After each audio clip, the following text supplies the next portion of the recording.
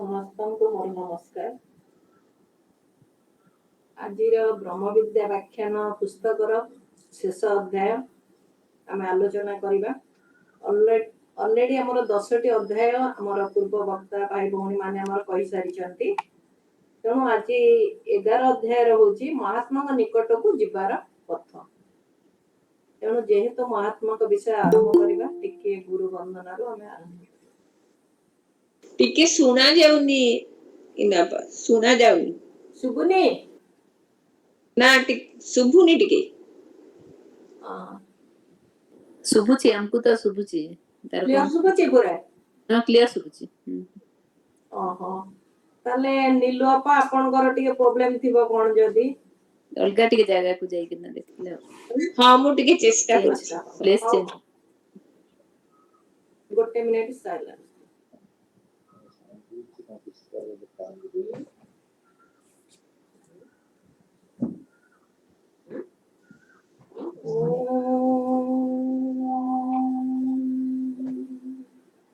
ओम अखंडमंडलाकारं व्यक्तं येन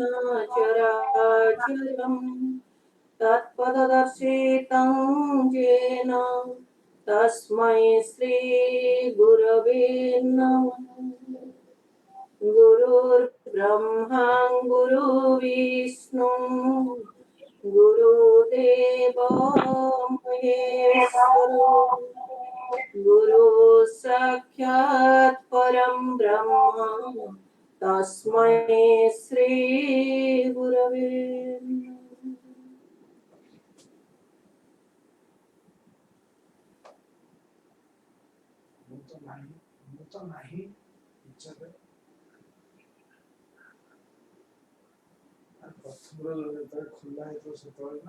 ଆମର ପୂର୍ବ ବକ୍ତା ପ୍ରମୋଦ ଭାଇ ଆମର ମହାତ୍ମାଙ୍କ ବିଷୟରେ ଡିଟେଲ ଭଲ ରୂପେ ବୁଝେଇ ଦେଇଥିଲେ ପୂର୍ବ କ୍ଲାସରେ। ତେଣୁ ଆମେ ମହାତ୍ମାଙ୍କ ବିଷୟରେ ଯେ ଯିବାକୁ ପଥ କହିବା ପୂର୍ବରୁ ଜଷ୍ଟ ଟିକେ ଖାଲି ହିଣ୍ଟସ ଦେଇ ଦଉଛି ଯେ ମହାତ୍ମା କିଏ, ଆମେ କାହିଁକି ତାଙ୍କ ପଥକୁ ଯିବାକୁ ଇଚ୍ଛା କରିବା, କଣ ପାଇଁ ଯିବା, ସେ ବିଷୟରେ ଆମେ ଟିକେ ଆଲୋଚନା କରିବା। ଆମେ ସମସ୍ତେ ଜାଣିଛେ ବ୍ରହ୍ମ ବିଦ୍ୟାରେ ଯୋଉ ମହାତ୍ମାଙ୍କ ବିଷୟରେ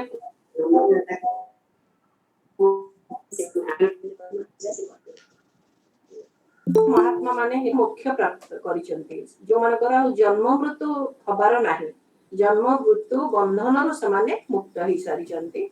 କିନ୍ତୁ କଣ ପାଇଁ ରହିଛନ୍ତି ଆମକୁ କହିଲେ, ସେମାନେ ବହୁତ ମହାତ୍ମା ରହିଛନ୍ତି। ଆଉ ତେଣୁ ଆମେ ଜାଣିବା ମହାତ୍ମା ମାନେ କାହିଁକି ରହିଛନ୍ତି। ମହାତ୍ମା ମାନେ ପୃଥିବୀର ବିଭିନ୍ନ ସ୍ଥାନରେ ଲୁପ୍ତ ଭାବରେ ରହିଛନ୍ତି ବା ସେମାନଙ୍କୁ ନିବୃତ ଅଞ୍ଚଳରେ ରହିଛନ୍ତି, ଯୋଉମାନେ କି ଆମେ ସାଧାରଣ ଲୋକ ତାଙ୍କୁ ଦେଖି ପାରିବା ନାହିଁ। ସେ ସେଇଠି ରହିକି ସମଗ୍ର ମାନବତାର ଆଧ୍ୟାତ୍ମିକ ଉନ୍ନତି ପାଇଁ ପ୍ରୟାସ ଜାରି ରଖିଛନ୍ତି। ସେମାନେ ତ ଏତେ ଆନନ୍ଦମୟ ଅବସ୍ଥାକୁ ତ୍ୟାଗ କଲେ, କାରଣ ମୋକ୍ଷ ପ୍ରାପ୍ତିର ଯୋଉ ଆନନ୍ଦ ଅବସ୍ଥା ଅନିର୍ବାଚନୀୟ ଆନନ୍ଦ କୁହାଯାଏ, ଯାହାକି ଆମେ ଇମାଜିନ କରିପାରିବାନି ଏଇ ଲୋୟର ଷ୍ଟେଜରେ ରହିକି। ସେ ଆନନ୍ଦକୁ ତ୍ୟାଗ କରିକି ଆମର ହିମାଳୟରେ ହଉ, ଗୋବି ମରୁଭୂମିରେ ହଉ, ବିଭିନ୍ନ ସ୍ଥାନରେ ରହିଛନ୍ତି,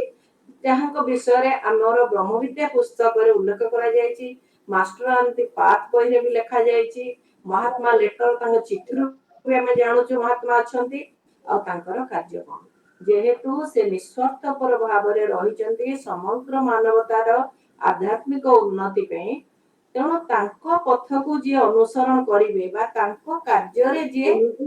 ସାହାଯ୍ୟ କରିବେ, ସେଇପରି ନିଃସ୍ୱାର୍ଥପର ପ୍ରେମ ଭାବ ତାଙ୍କ ଭିତରେ ଜାଗ୍ରତ ହେବାର ଅଛି।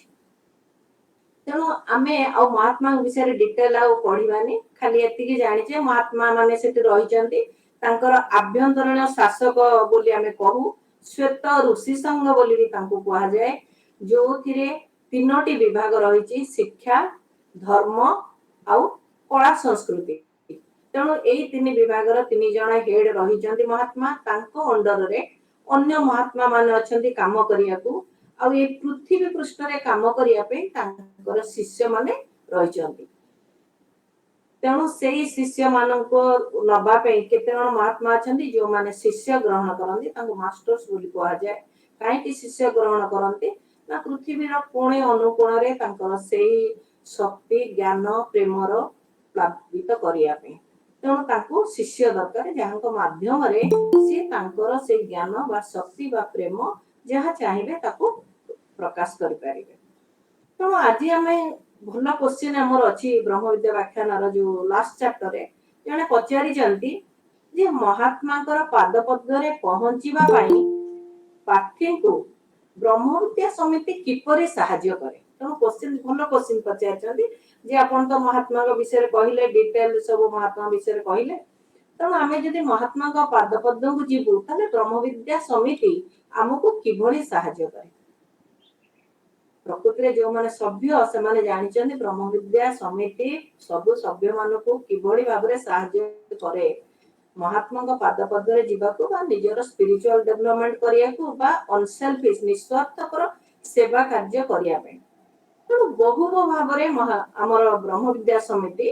ଅନ୍ୟମାନଙ୍କୁ ବା ଆମମାନଙ୍କୁ ସାହାଯ୍ୟ କରିଛନ୍ତି। କଣ ସେ ସାହାଯ୍ୟ ଆମେ ଗୋଟିଏ ଗୋଟିକିରେ ଦେଖିବା। ଆମର ବ୍ରହ୍ମବିଦ୍ୟା ସମିତିର ଯଦି ମହାତ୍ମାଙ୍କ ପାଖକୁ ଯିବାର ବାଟ ଆମେ ଜାଣିଛେ ତିନୋଟି, ଗୋଟିଏ ହଉଛି ଭକ୍ତି, ଗୋଟେ ଜ୍ଞାନ, ଗୋଟେ କର୍ମ। ତିନି ଉପାୟରେ ଜଣେ ମହାତ୍ମା ପାଖକୁ ଯାଇପାରିବ ବା ଆମେ ଯଦି କହୁଛେ ଆତ୍ମ ଉପଲବ୍ଧି କରିପାରିବ ବା ଐଶ୍ୱରୀୟ ଗୁଣସତାର ପ୍ରକାଶିତ କରିପାରିବ ବା ଉନ୍ମିଳନ ହବ ଯାହା ବି କୁହନ୍ତୁ, ତିନି ଉପାୟରେ ଆମେ କରିପାରିବା। ତିନୋଟି ମାର୍ଗ ଆମକୁ ଦର୍ଶାଯାଇଛି ଭକ୍ତି ଜ୍ଞାନ କର୍ମ।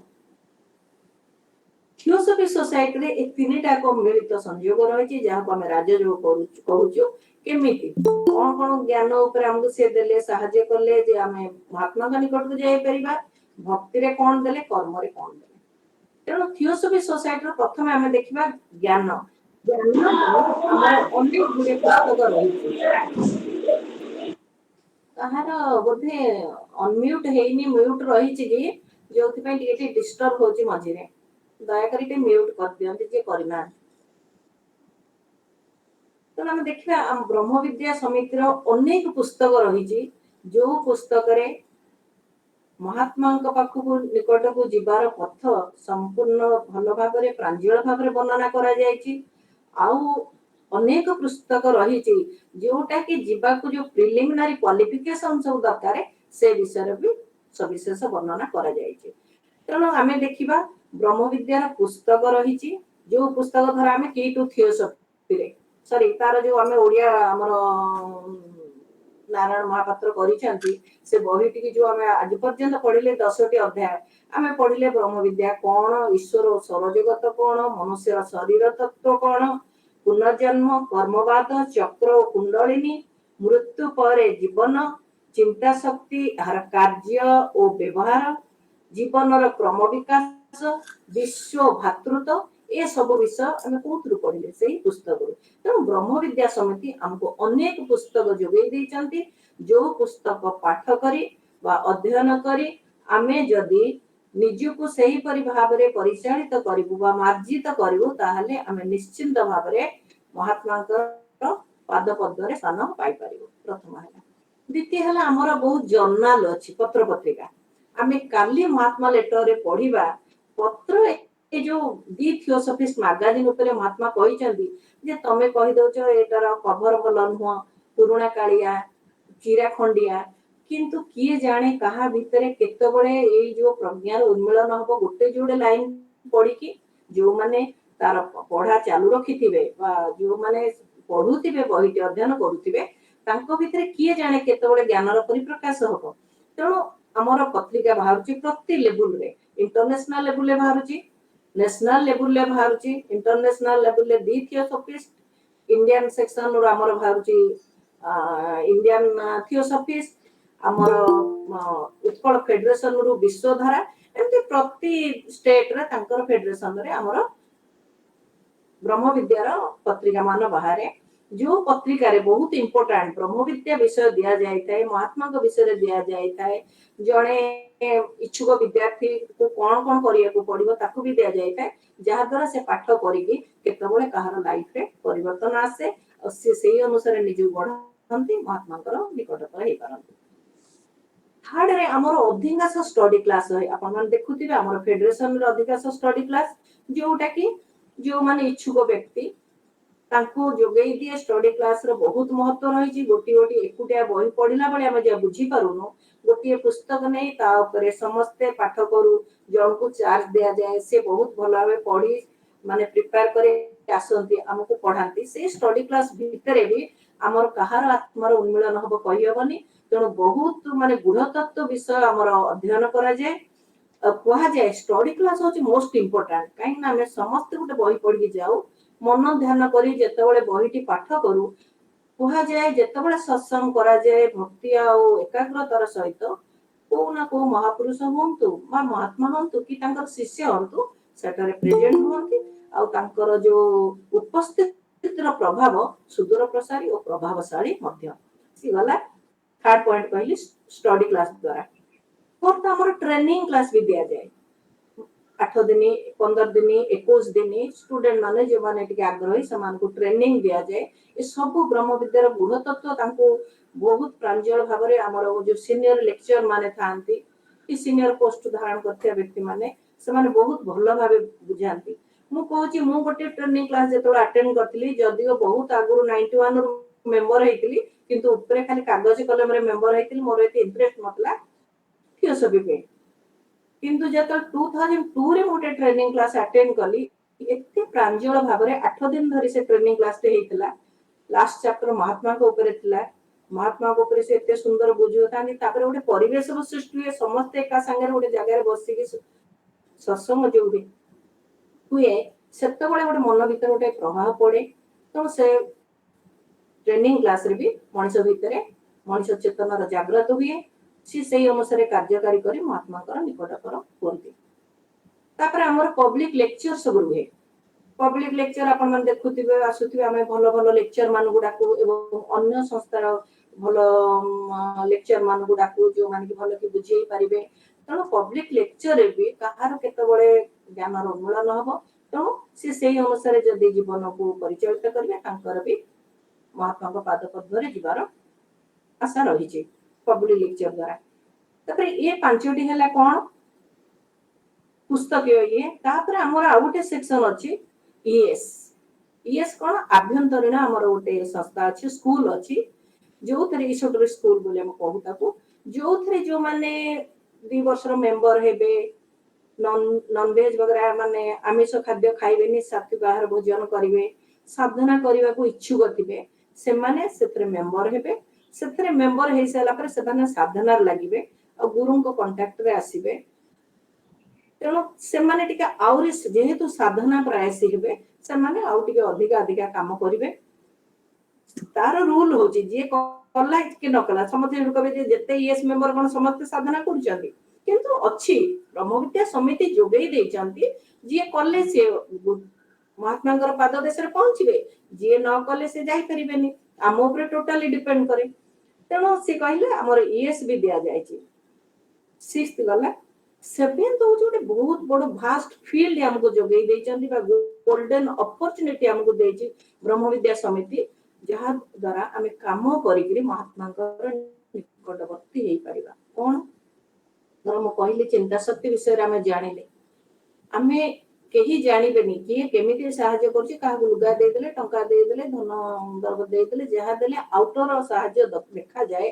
किंतु थॉट पावर सहाय्य काहा को देखा जाएनी किंतु जो लोकटी पाइबा कथा से निश्चय पाए जो लोकटी दिए सी भी तार कर्मर फल निश्चिंत लाभ करे बा तार आत्मार उन्मिलन हुए बा तार ऐश्वरिक शक्तिर भी डेवलपमेंट हेई चले तो ये थॉट पावर आमे बही पढ़िला बेले दउचे स्टडी क्लास अटेंड करला बेले दउचे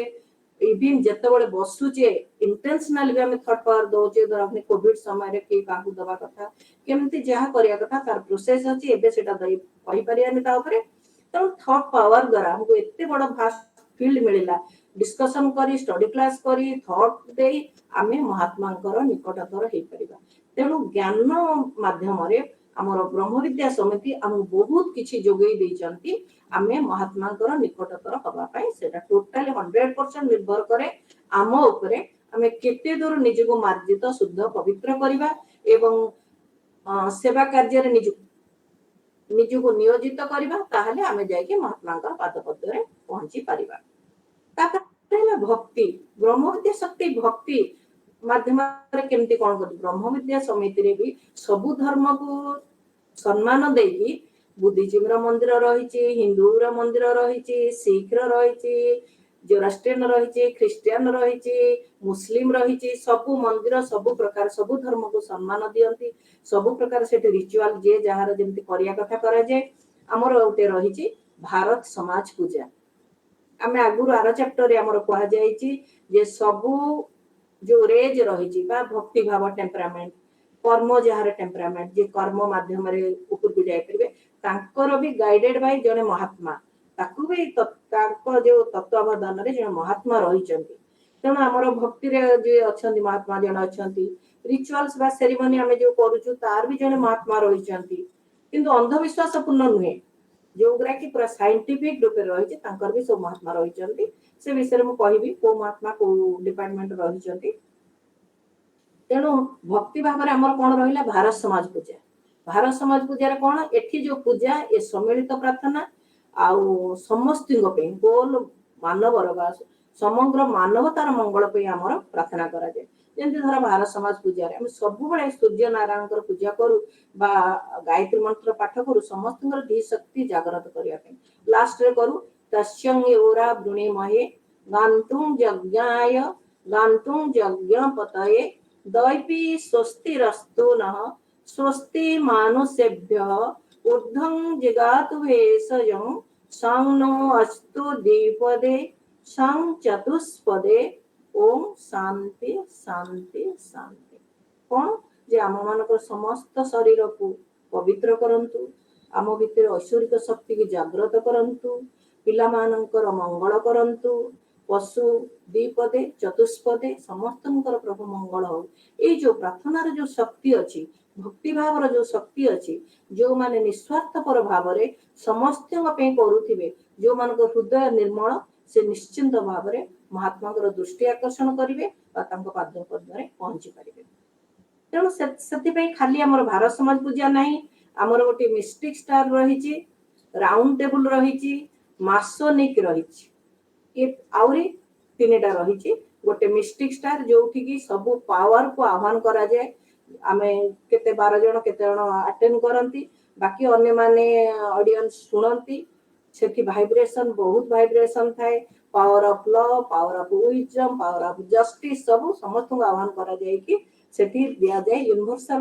ପ୍ରେୟାର ଯେମିତି ହୁଏ ସର୍ବସାଧାରଣ ମାନବ ପାଇଁ କେମିତି ପ୍ରେୟାର କରାଯାଏ ସେ ବି ଗୋଟିଏ ମାଧ୍ୟମ ରହିଛି। ଆଉ ଗୋଟେ ରହିଛି ରାଉଣ୍ଡ ଟେବୁଲ, ଯୋଉଥିରେ ମିନିମମ୍ 7 ଜଣ ରୁହନ୍ତି, ରାଉଣ୍ଡ ଟେବୁଲ ହେଇପାରେ, ଅଧିକା ମଣିଷ ମେମ୍ବର ବି ରହିପାରିବେ। ଯୋଉ ଜାଗାରେ ବ୍ରହ୍ମ ବିଦ୍ୟା ବିଷୟ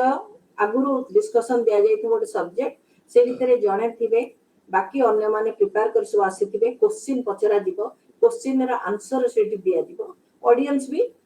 ସାଇଲେନ୍ସ ଶୁଣିବେ, ଯୋଉମାନଙ୍କର କୋଶ୍ଚିନ୍ ଥିବ ସେ ପଚାରି ପାରିବେ ପ୍ରଶ୍ନ, ତାର ଆନ୍ସର ବି ସେ ପାଇପାରିବେ। ରାଧାଜୀ ଥରେ ତାଙ୍କ ସ୍ପିଚରେ ଆମର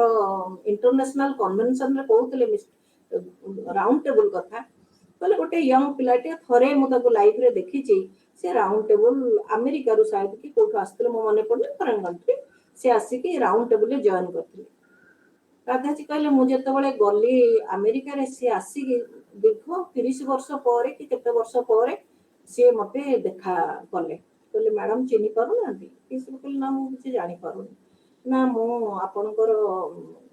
ରାଉଣ୍ଡ ଟେବୁଲରେ ଥରେ ଜଏନ କରିଥିଲି, ଆଉ ସେ ରାଉଣ୍ଡ ଟେବୁଲରେ ଯୋଉ ଆପଣଙ୍କର ଅଛି କ୍ୱେଶ୍ଚିନ୍ ଆନ୍ସର ସେକ୍ସନ ହେଲା, ଯୋଉ ଡିସ୍କସନ ହେଲା, ସେଇଟା ମୋ ଲାଇଫକି ବହୁତ ଚେଞ୍ଜ କରିଦେଇଥିଲା। ଆଉ ସେଇ ହିସାବରେ ମୁଁ ଆଜି ପର୍ଯ୍ୟନ୍ତ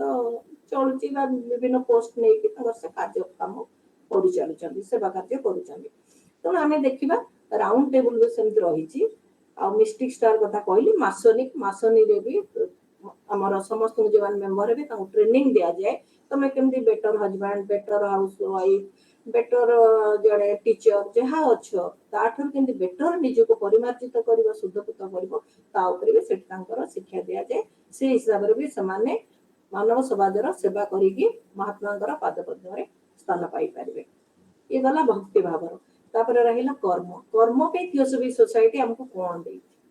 ଆମର ଯୋଉମାନେ କର୍ମ କରିବେ ବା ସେବା ଭାବ ଯୋଉମାନଙ୍କ ଭିତରେ ଟେମ୍ପରାମେଣ୍ଟ ରହିଛି, ସେମାନେ TOS ଅଛି, ଥିଓସଫିକାଲ ଅର୍ଡର ଅଫ ସର୍ଭିସ। ତେଣୁ ସେ ସର୍ଭିସ ମାଧ୍ୟମରେ ସେମାନେ ବି ମହାତ୍ମାଙ୍କର ଦୃଷ୍ଟି ଆକର୍ଷଣ କରିପାରିବେ।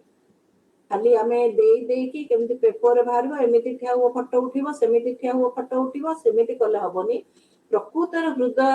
ନିଜ ପୁଅକୁ ଝିଅକୁ କଲା ପରିକା ଯଦି ଅନ୍ୟମାନଙ୍କର ବର୍ତ୍ତମାନ ତ ପରିସ୍ଥିତି ସବୁ ଜଣା ପଡିଯାଉଛି କି କେତେ ଦୂର ପ୍ରକୃତରେ ଆମ ଭିତରେ ପ୍ରେମ ଭାବ ଜାଗ୍ରତ ହଉଛି। ଠିକ ସେମିତି ଯେତେବେଳେ ଆମ ଭିତରେ ପ୍ରେମ ଭାବ ଜାଗ୍ରତ ହବ ନିଜ ଭାଇ ପାଇଁ,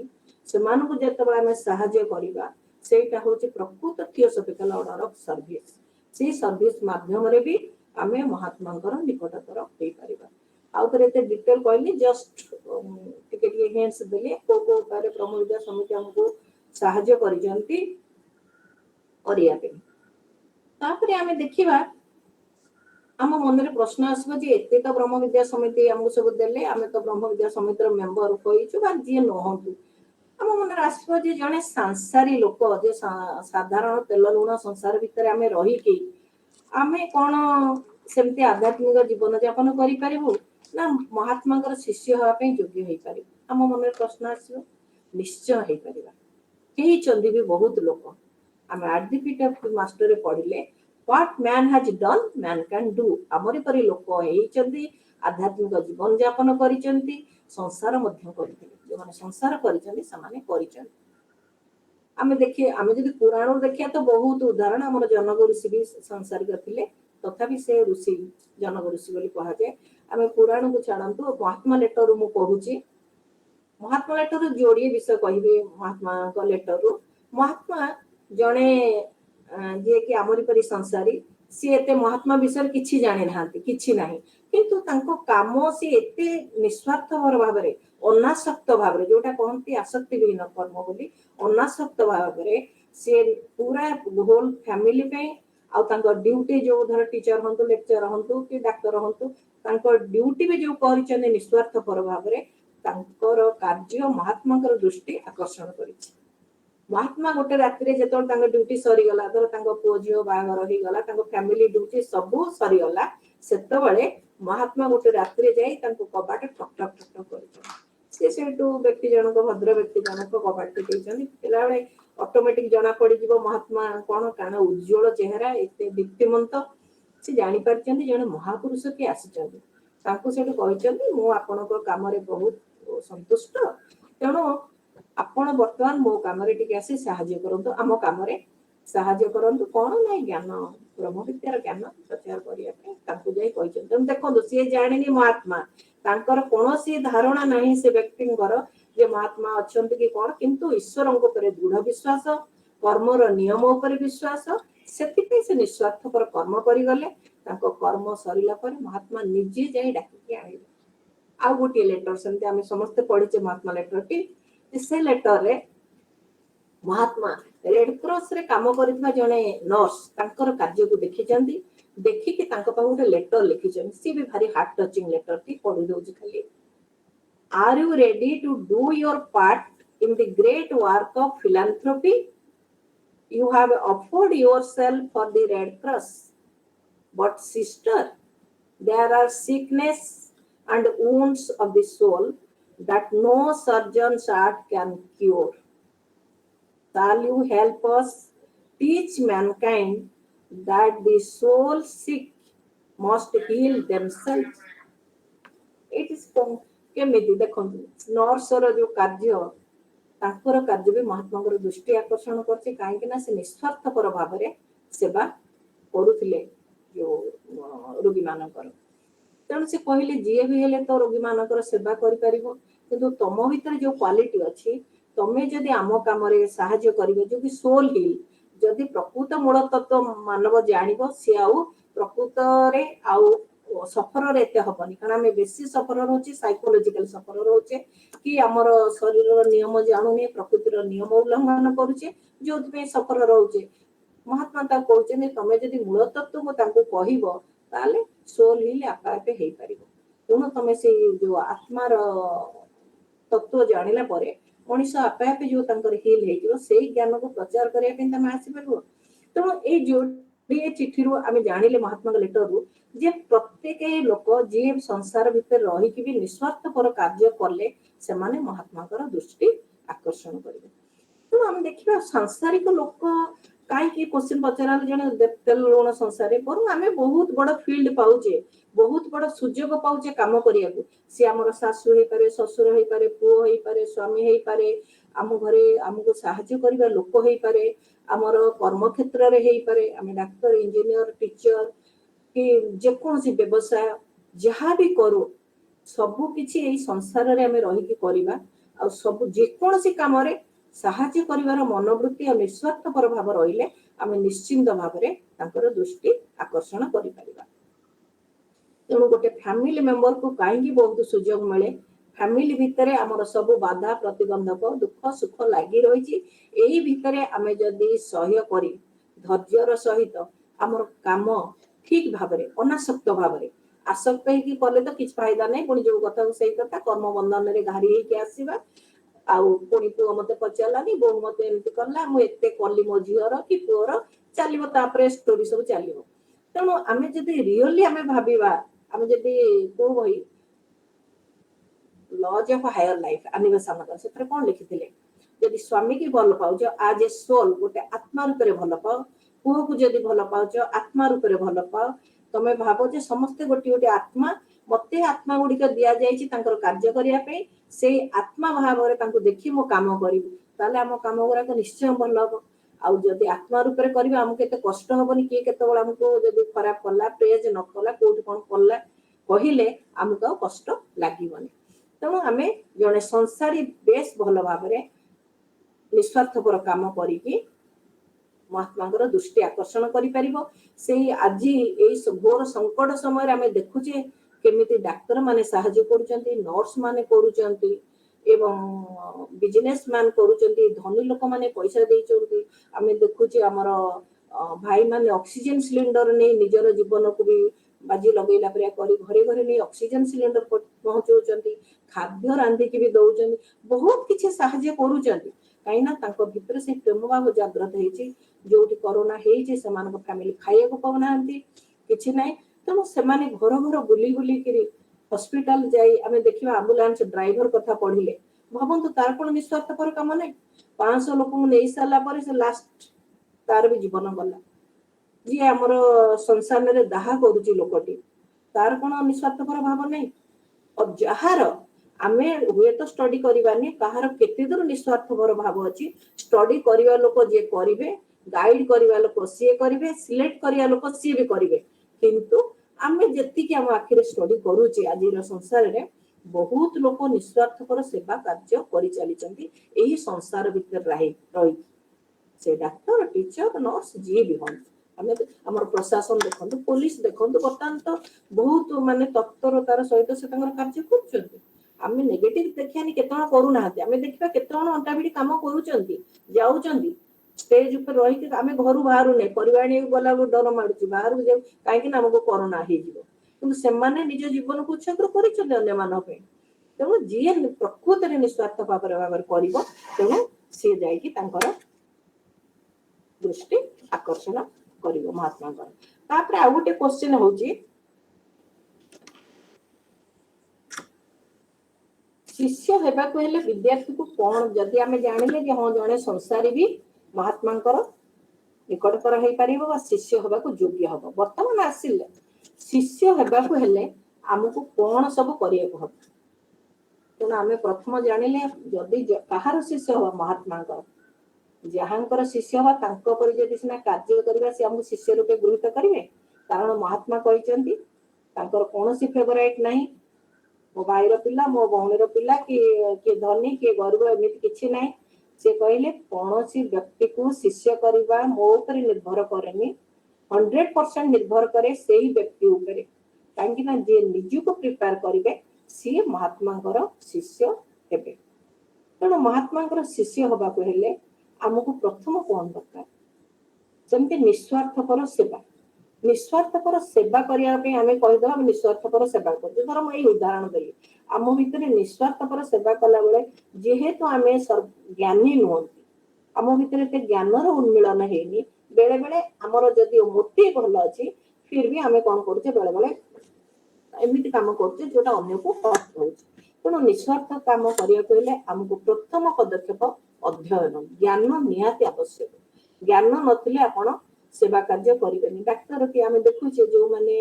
भल डाक्तर पाठ पढ़ी निजे डाक्तर होती ठीक ट्रिटमेंट कर जो मैंने पैसा दी डाक्तर होती कौन करें देखुचे पेपर बाहर तेणु सेमती सेवा करिया कहले प्रथमे ज्ञान दरकार eight the feet of the master आम पढ़िले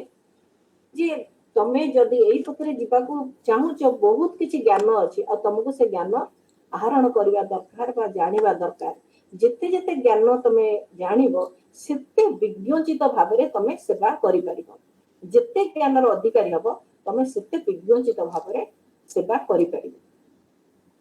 तेणु आमको यही पथरे जीवा कहले प्रथम है ज्ञान ज्ञान पे हमको अध्ययन दरकार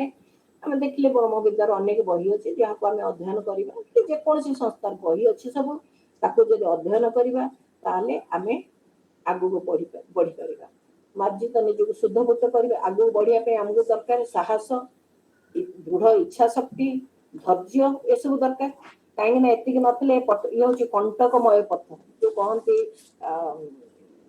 अंडार धारे आम चलवा कहीं सत्पथ को जीवा असत काम करवानी असत पथरे जीवानी और निजर पूरा जो कंफर्ट लाइफ सुख स्वाच्छंद त्याग करिया पड़ो अन्य त्याग को तो जीवन सैक्रिफाइस लाइफ हमको लिभा पड़ो जमती महात्मा एडे बड़ सैक्रिफाइस करमको भी सेमती सैक्रिफाइस करिया पड़ो जमती आम जाचे ब्लाभास्की कले अल्कट कले माने बहुत अनेक आम मदर टेरेसा को देखीचे विवेकानंद को देखीचे रामकृष्ण परमहंस को देखीचे अरविंद को देखीचे समस्त लाइफ सैक्रिफाइस माने त्याग करिकी समाने आज मनुष्य मानकर मानव जातिर सेवा करमती आमको आमर जीवन को आमको जो आमर जो कंफर्ट लाइफ अच्छे ताकू भी त्याग करिया को पड़िबो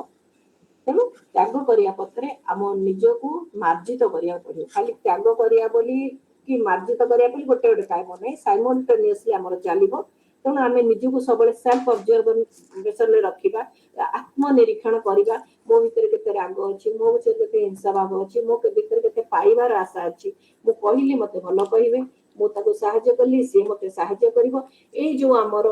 आसक्ति थाई काम से सबरु हमको निजको आत्मनिरीक्षण करी ताको हमको दूर करिया को हबो नकले आम आगु को जाई परिबानी कि गुरुंकर शिष्य ए रूपे मनोनीत हेई परिबानी तेणु आम देखा आमर कौ बहीटा at the feet of the master भाव तो केते कष्ट अन्य गुरु शिष्य बा दीक्षा नहीं जीवा केते सहज किंतु आमर जो थियोसॉफी रे कहा गला eight the feet of the master आपण जदि 40% कि 30% निज जीवन रे प्रतिफलित करिवे ताहले गुरु को पाद दशरे फास्ट निश्चय नबा को योग्यता हासिल करिवे तेणु भावंतु at the feet of the master आमर दिया है चारोटी क्वालिटी विवेक वैराग्य सत संपत्ति और प्रेम लास्ट रे कहले जहाँ भितर ही प्रेम भाव थिबो सी गुण गुड़ा को आत्वार करि परिबो प्रेम जहार नाही ये गुण गुड़ाक थिले भी किछि वैल्यूलेस बोली ताको कहले आमर यम नियम आमर अष्टांग मार्ग विषय आमर कहिसंती अष्टांग योग सॉरी अष्टांग योग विषय आमर पातंजलि कर दिया जायछि बहुत किछि हमें पढुचे से ऊपर डिस्कशन करिसे महात्मा बुद्धंकर अछि अष्टांग योग आमे ता विषय भी डिस्कशन करछे पुनी एबे आउची बुद्ध पूर्णिमा से दिन भी डिस्कशन ता ऊपर हबो कोन अष्टांग मार्ग तेणु बहुत किछि हमको दिया जायछि जहा को नै कि आमे जदी केवल पढिबा बा अध्ययन करबा नै आम जीवन रे ताको डे टू डे लाइफ रे हम ताको प्रैक्टिस करबा ताहले महात्मांकर दृष्टि निश्चय आकर्षण करबा एटा हला आमे देखिबा महात्मा केमिति जानिबे जे ये आमे छी तो जाई हिमालय रे आमे आसी एठी केमिति जानिबो जे आंको भितरे प्रेम भाव जागृत हलानी कि भारी माने तत्पर लोक मानकर सेवा करिया पे केमिति जानिबे लेडबिटर गोटे बहुत सुंदर एग्जांपल लेडबिटर देछन जमती देखिबा आमे घोर अंधकार भितरे गोटे उज्जवल आलोक बा जुळी जुळा पकते तार आलोक उज्जवलता देखा जाए ठीक सेमती महात्मा लेडबिटर चेतना को ऊपर स्तर को नहीं देखी उच्च स्तर को नहीं जे देखो जेहेतु महात्मा चेतना सर्वव्यापक सी सेठी थाई देखी पारुचंदी घोर संसार रे घोर अंधकार भितर कारण समस्त स्वार्थपर लागि छु राति दिन निज चिंता मु खाइबी मो पिला मो घर मो संसार मो हो दिन जाउनी तेणु से देखुचंदी घोर अंधकार संसार भितर जन जनक भितर जो प्रेम भाव जागृत होची ତାଙ୍କୁ ସେ ଉଜ୍ଜଳ ଆଲୋକ ପରି ମହାତ୍ମାଙ୍କର ଦେଖାଯାଉଛି। ତେଣୁ ସିଏ ତତ୍ପର ହେଇଯାଉଛନ୍ତି ସେଇ ଲୋକଟି କେମିତି ସାହାଯ୍ୟ କରିବେ, ସିଏ କେମିତି ତାଙ୍କର କାର୍ଯ୍ୟ କରିବେ। ତେଣୁ ଆମେ ଦେଖିବା ମହାତ୍ମା ଯଦି ଶିଷ୍ୟ ରୂପେ ଯାହାକୁ ଗ୍ରହଣ କରିବେ, କଣ କଣ ଶିଷ୍ୟ ସେ ତାଙ୍କର କାମ କରିବେ, ଯୋଉ ଶିଷ୍ୟଙ୍କର କାମ କଣ ହବ। ଗୋଟେ ଭଲ ଏକ୍ଜାମ୍ପଲ ତାର ଅଛି। ଦିଟା ଟାଙ୍କି, ପାଣି ଟାଙ୍କି ଆମେ ଦେଖିଛେ। ଯିଏ ମହାତ୍ମାଙ୍କର ଶିଷ୍ୟ ହବ ସିଏ ଯଦି ଗୋଟେ ଛୋଟ ଟାଙ୍କି ହେଇଛି, ମହାତ୍ମା ହେଲେ ଗୋଟେ ବଡ ଟାଙ୍କି। ଛୋଟ ଟାଙ୍କି, ବଡ ଟାଙ୍କିରୁ ଛୋଟ ଟାଙ୍କି କି ଗୋଟେ ପାଇପ୍ କନେକ୍ସନ ଆମେ ଦେଖିଛେ। ଆମର ସବୁ ଦୁଇଟା ପାଣି ଟାଙ୍କି ରହିଛି କନେକ୍ସନ। ବଡ ଟାଙ୍କିରେ ପାଣି ସବୁବେଳେ ରହେ, ଛୋଟ ଟାଙ୍କିରେ ବି ସେଇ ଅନୁପାତରେ ପାଣି ରହେ। ଅବିରତ ଭାବରେ ସେ ପାଣି ସବୁ ଛୁଟିଥାଏ। ଆମର ଟାଙ୍କି ପାଣି ମାନେ ସରିଯାଏ, ମଟର ଚଲେଇଲୁନି କଣ ହେଲି। ଏଇଟା ଖାଲି ଜଷ୍ଟ ଗୋଟେ ଏକ୍ଜାମ୍ପଲ ଦେଲେ। କିନ୍ତୁ ଭଗବାନ ମହାତ୍ମା ଯିଏ ଅସୀମ ଶକ୍ତିର ଅଧିକାରୀ, ପରମ ପ୍ରେମ, ପରମ ଶାନ୍ତି ଯାହାଙ୍କ ପାଖରେ ବିଦ୍ୟମାନ, ଅସୀମ ଅନନ୍ତ ଯାହାଙ୍କ ପାଖେ, ସେ ତ ଅସରନ୍ତି ଭଣ୍ଡାର କୁହନ୍ତି, ଅକ୍ଷୟ ଭଣ୍ଡାର। ତେଣୁ ତାଙ୍କର ସବୁଦିନ ନିର୍ଝରୁ ଥିବ ଆଉ ଶିଷ୍ୟ ପାଖକୁ ଆସୁଥିବ। ତେଣୁ ଶିଷ୍ୟ ସେଇ ହିସାବରେ ନିଜକୁ ଫିଟ୍ ରଖିବାର ଅଛି। ତାଙ୍କର ଯୋଉ ଶକ୍ତି, ଜ୍ଞାନ, ପ୍ରେମ ଶିଷ୍ୟ ମାଧ୍ୟମରେ ଅନ୍ୟମାନଙ୍କ ପାଖକୁ ପ୍ଲାବିତ ହେବ, ଅନ୍ୟମାନଙ୍କ ପାଖକୁ ଯିବ। ତେଣୁ ଶିଷ୍ୟ କଣ କଣ କରିବେ, ଗୋଟେ ଷ୍ଟେଜ ଥାଏ। ଶିଷ୍ୟ ଯେତେ ଯେତେ ଉପରକୁ ଯିବେ, ଇନିସିଏସନ ନେଇ ଯିବେ, ସେ ସେତେ ସେତେ ଅଧିକା କାମ କରିଚାଲିବେ। ତେଣୁ ଫାର୍ଷ୍ଟ ଷ୍ଟେଜରେ ଯୋଉମାନେ ଶିଷ୍ୟ ପାଇଁ ଇଚ୍ଛୁକ ଥାନ୍ତି ବା ପ୍ରୋବେସନ ପିରିୟଡରେ ମୁଁ ତାକୁ କହିବି ତାର ଷ୍ଟେଜ ଥାନ୍ତି, ସେମାନେ ସବୁ କଣ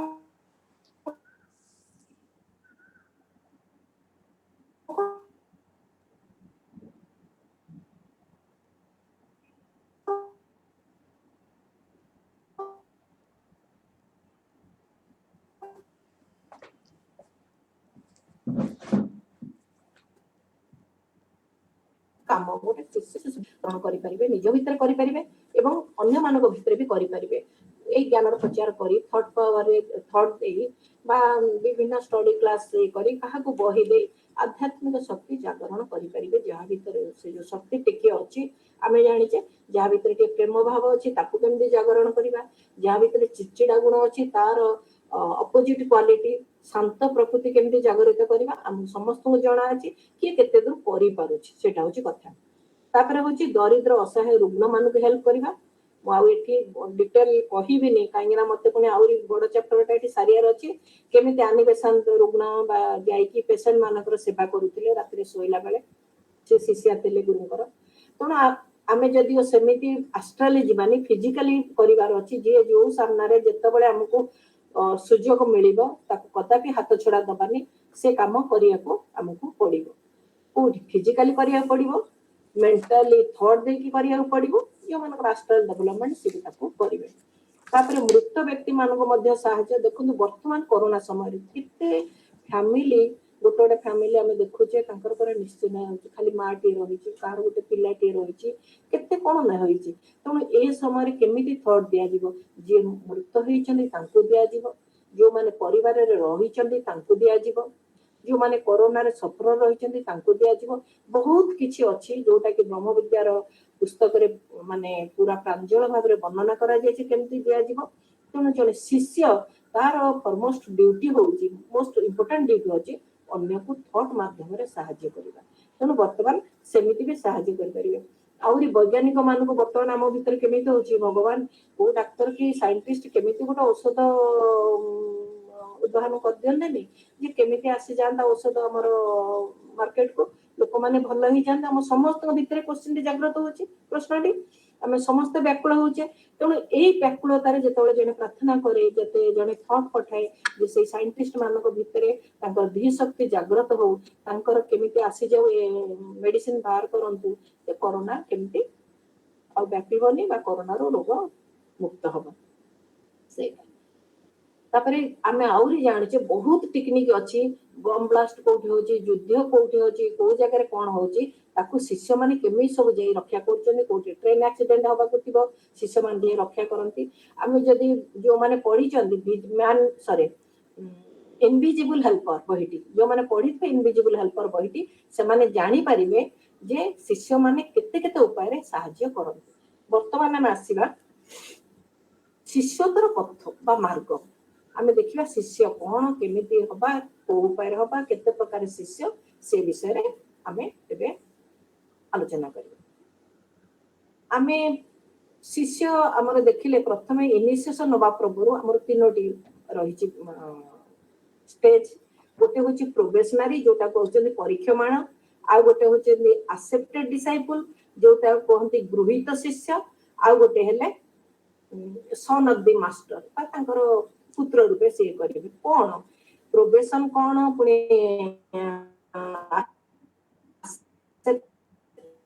कोन को जो मानको भितरे निस्वार्थपर प्रेम भाव रे समाने सेवा कार्य करि चालले, गुरुंकर दृष्टि तांक ऊपर रहिला, से ताकू शिष्य रूपे ग्रहण करिया पे तत्पर हेले। आ जो माने ए माने भी शिष्य माने भी निजको शुद्ध पवित्र मार्जित करिया पे तत्परतार सहित कार्य करि चालिबे। ए दी एपटे शिष्य करिवे, सेपटे गुरुंकर आकर्षण हबो, गुरुंकर शक्ति भी तांक माध्यम रे इ हबो। तेणु गुरु काहे प्रोबेशन पत्र रखंदे ताकू,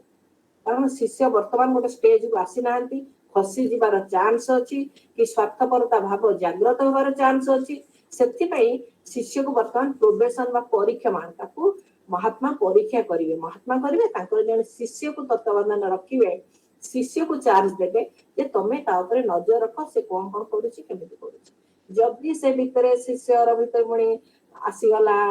केते प्रकार होउची हम संसार देखुचे, कहार मोह आसी जाउची, कहार संपत्ति प्रति लोभ आसी जाउची, पुणी कहार ए जो गर्व आसी जाउची, गर्व तो रहउची लास्ट पर्यंत सेगुरा भी आसी जाउची। तेणु जदि आसी जीव जो भितरे ताहले गोटे बाधक सृष्टि हबो, आ शिष्य कोन करबो तार जो निस्वार्थपर कार्य करूचंते से कार्य पथरु विच्युत हेबे। तेणु महात्मा बहुत नजर रखिथानी, तांको प्रोबेशन पथ रखिकी तांको टेस्ट करंती, आ सेही अनुसार भी तांको बहुत बाधा विपत्ति आसे, टेस्ट करा जाए। कि कोठी गाली देलेनी, कि कोठी बहुत क्रिटिसाइज करलेनी, कोठी बड़ बड़ काम देबे देखिबे तांको भितरे से तत्परता होउचंती, अलसुआ भाव देखा जाउची। बहुत करे टेस्ट, जो टेस्ट को तांकर पुनी डुकपा अछि, डुकपा माने ब्लैक होल्स, ताकू पठेइले ताकू टेस्ट करिया को तमे जा तांको एही परिस्थिति रे पकाओ। डुकपा माने निजे आसीबनी, गोटे जेंति हमें भूत राक्षस देखुचे सेमिति आसीबनी, से तमर स्त्री माध्यम रे आसु कि पुओटी माध्यम रे आसु कि तम कलीग माध्यम रे आसंतु, जहा माध्यम रे आसी एमिति गोटे इरिटेशन कि एमिति गोटे कथा कहबे जोटी कि तम भितरे चिचिडा भाव आसीबो, कि कोउटे ऑफिस रे बहुत गोटे अमाउंट हेवी अमाउंट गोटे लांच आसीबो, तमे से भितरे लांच नउछ कि नहीं, कि गोटे बहुत बड़ इंसिडेंट आसला तमे सेठी केते सहाय्य करछ एक्सीडेंट केस रे, बहुत किछि से टेस्ट करिवे जे प्रकृति रे हमें केते दूर सहाय्य करूछे गला। तो सेटा होची परीक्षा मान शिष्य। तापर कोन करिवे देखिबे परीक्षा मान शिष्य रे कृतकार्य हला, तापर तांको रखिबे, एक्सेप्ट करिवे बा गृहीत शिष्य रूपे ग्रहण करिवे। एतिकी रे सरुनी, गृहीत शिष्य को भी पुणी टेस्ट करि चालिबे किछि दिनी, तापर तांको निजर पुत्र रूपे रखिबे। पुत्र रूपे रखला बेलको कोन करिवे तांकर गोटे प्रतिछवि, तांकर इमेज तांको निकट रे रखिबे। से प्रतिछवि के से कोन करिवे तां काम सरिला परे गुरु तो सर्वज्ञ, से प्रतिछवि पर नजर देबे। प्रकृति रे दिन तमाम कि 8 दिन थरे से केते दिन देखिबे धर तांको भितरे केते दूर स्वार्थपर भाव रहिछि, केते दूर निस्वार्थपर काम करिसंती, केते एक्टिव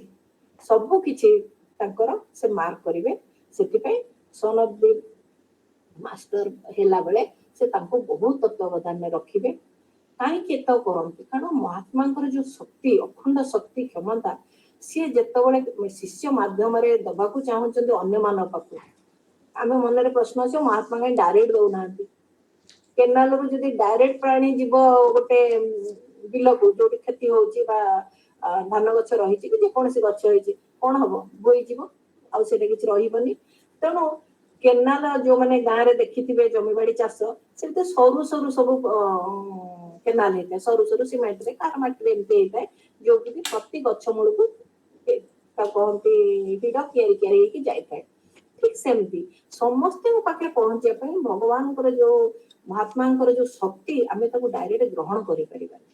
तेणु शिष्य माध्यम रे आइले आमे ताको ग्रहण करि परिबा। जदि आमे कहबा गोटे बड़ ट्रांसफार्मर रो कोन हम घर को आमे लाइट आनी परिबा, इलेक्ट्रिक वायर करके आनी परिबा ना। आमो पाखो आम ट्रांसफार्मर अछि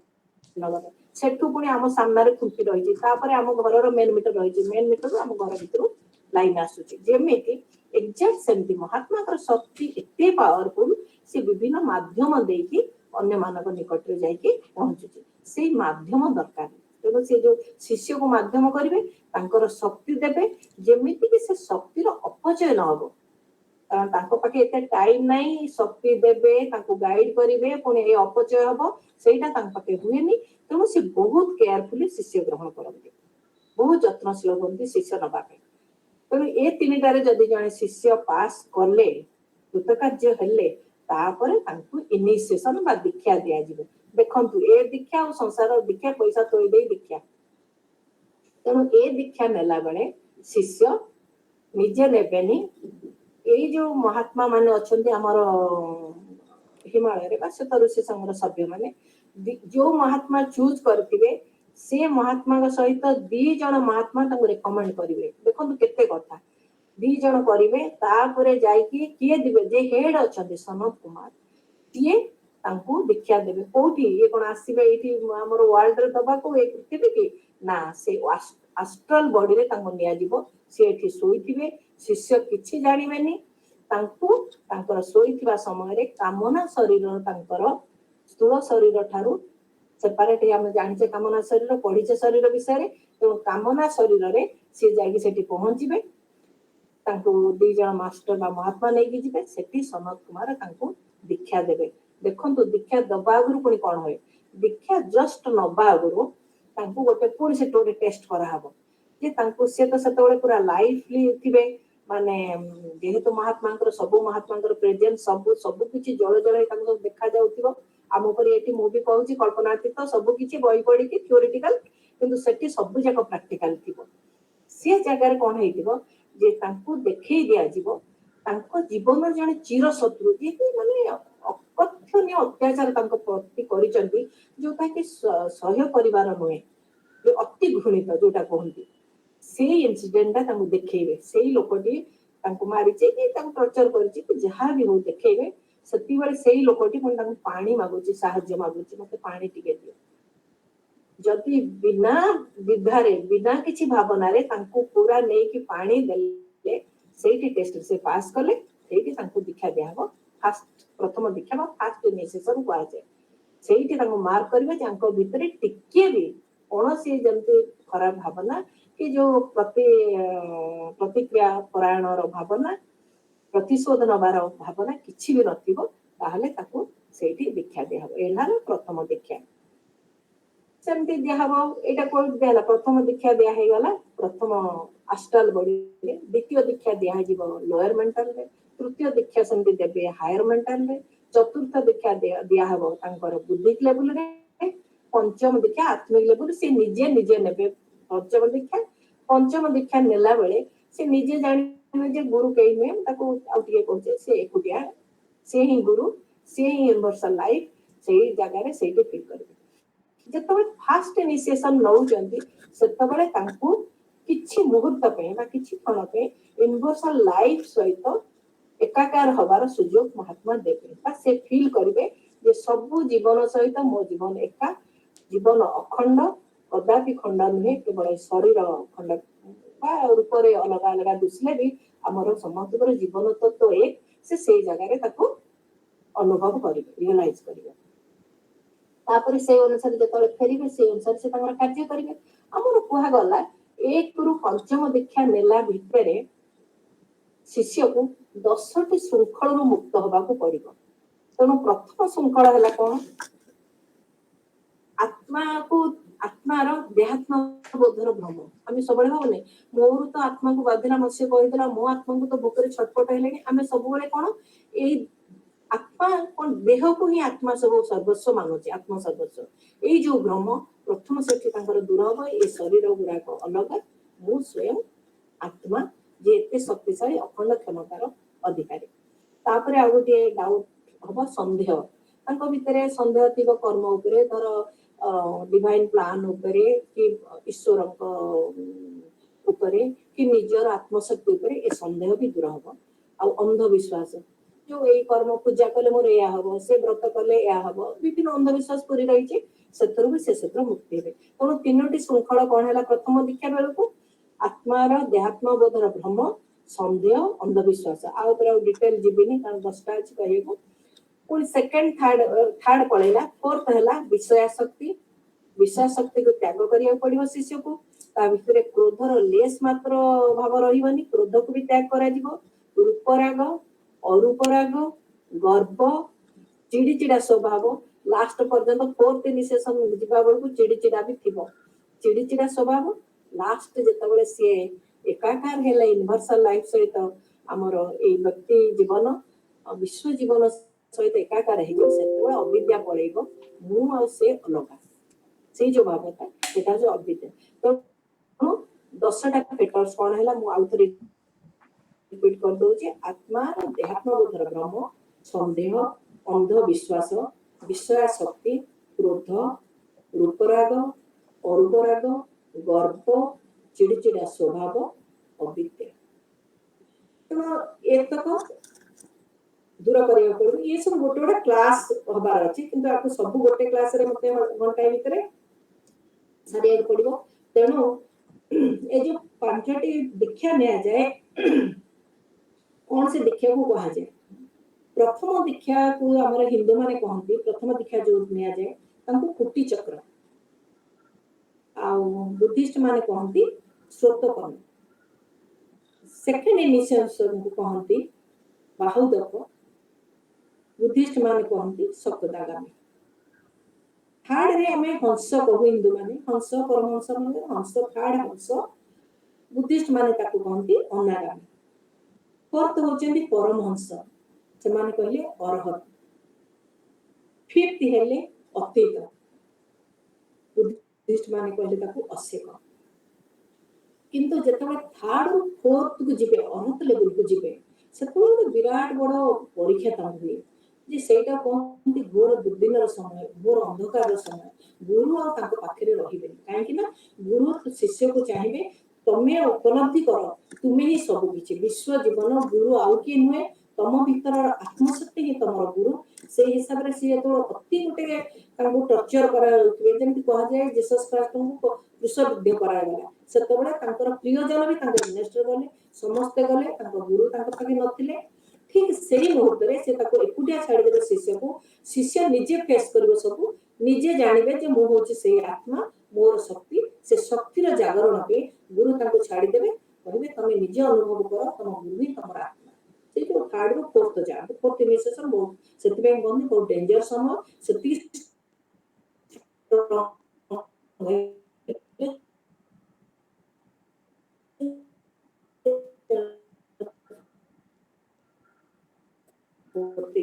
असेक लेवल को से गले तो एक शिष्य डेवलप करी करी महात्मा के लेवल को जिबे तो हमें देखिबा एते महात्मा माने कोन कोन महात्मा कर कार्य कोन हमें तीनटी लेवल ले समाने कार्य करंती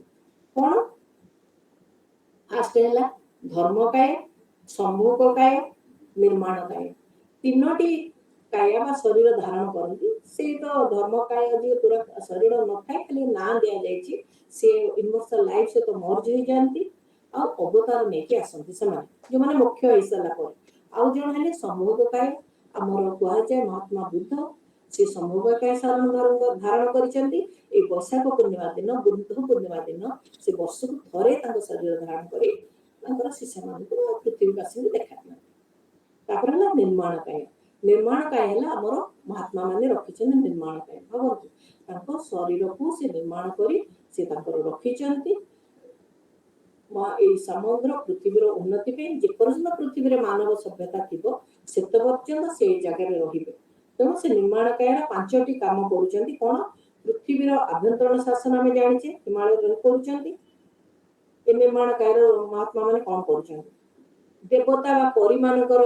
इवोल्यूशन रे सहाय्य करूचंती सूर्य नारायण कर व्यक्तिगत भाव रे सहाय्य करूचंती रिप्रेजेंटेटिव की सूर्य नारायण को गोटे स्टोर हाउस रूपे केते जण रहिचंती तांकर जो शक्ति होची ताको स्टोर करके ताको विचलित करूचंती अन्य ग्रह रे आमे अन्य ग्रह को जिबा को जो हमर रेडी होचु से ग्रह रे भी अनेक महात्मा कार्यरत रहिचंती तो आमे पांचटी उपाय देखिले पांच प्रकार महात्मा माने मुख्य प्राप्ति परे जीवन मुक्त परे से माने तांकर सेटा ऑप्शन से तांकर जाय के काम करि परिबे तेनु जो महात्मा माने देह धरि रहिचंती भावंत से रहिचंती रहिबे भी पृथ्वी पृष्ठ रे तांकर केवल काम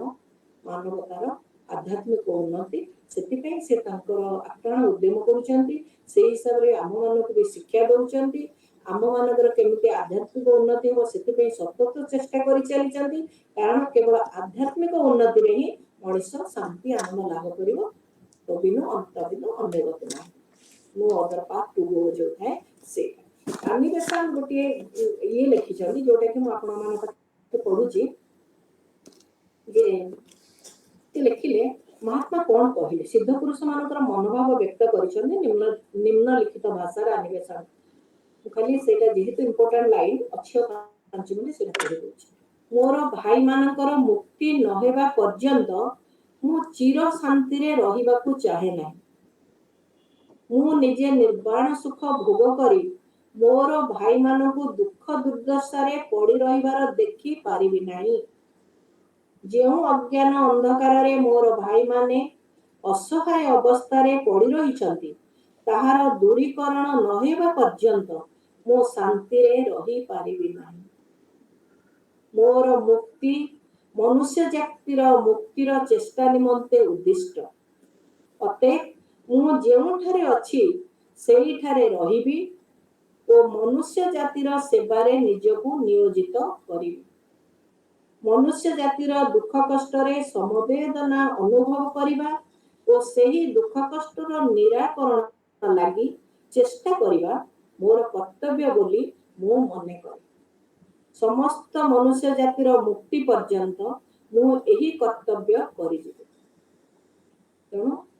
महात्मा बुद्ध जदि एते बड़ सैक्रिफाइस करि पारिले जो माने से ताकरी पथ अनुसरण करिया जिबे से सेमिति लाइफ रे जदि त्याग न करिवे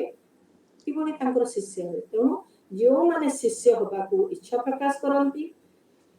सेही भली तांकर त्यागकृत जीवन निर्वाह करिवार अछि सेही भली निस्वार्थपर सेवा भाव करिवार अछि बोले आमे महात्माकर दृष्टि आकर्षण करिवा निश्चिंत तांकर पाद पदरे आमे पहुंची पारिबा हमकु ब्रह्म विद्या समिति बहुत किछि जोगे दै चंती जहा द्वारा आमे आज ताको अध्ययन करूचे जानिले वर्तमान आम उपरे निर्भर आमे केते दूर कार्य करिवु ताको आम जीवन रे प्रतिफलित करिवु अन्य मानक सेवारे लगेइबु सेटा आम उपरे निर्भर करे केवल जे ज्ञान सेटा में कहूतिली जे महात्मा रही विभिन्न शासन रही जो माने भल शासन करुचंती से माने भी महात्मा दृष्टि आकर्षण करिवे से शासन रे हेड वर्तमान हमर रहिचंती महात्मा मौर्य ज्ञान तेज हमर अछन महात्मा तेज भक्ति रे महात्मा जेस अछंती जो माने भक्ति भाव से तांकर दृष्टि आकर्षण करिवे पूजा बा सेरिमनी रे महात्मा राकोजी अछंती सेवा भाव जो मानकर भितरे जागृत हो तांकर लिंक रहिबो भेनेशियन मास्टर सहित विज्ञान जो माने विज्ञान डेवलप करूचंती लोक मानकर हित पय बा लोक मानकर मंगल पय कार्यकारी करूचंती विज्ञान उन्नति रे तांकर लिंक रहिबो मास्टर सेराफिन को सहित आ संगीत कला बहुत उपाय तो लोक मानकर सेवा करा दे पारे ना से सब रे महात्मा हिलारियन रहचंती एमति हमर 7 जण महात्मा 7 प्रकार कार्य पे रहिचंती तो जे जो प्रकार कार्य करिवो निस्वार्थ पर भाव करिवो से महात्मा दृष्टि आकर्षण करिवो।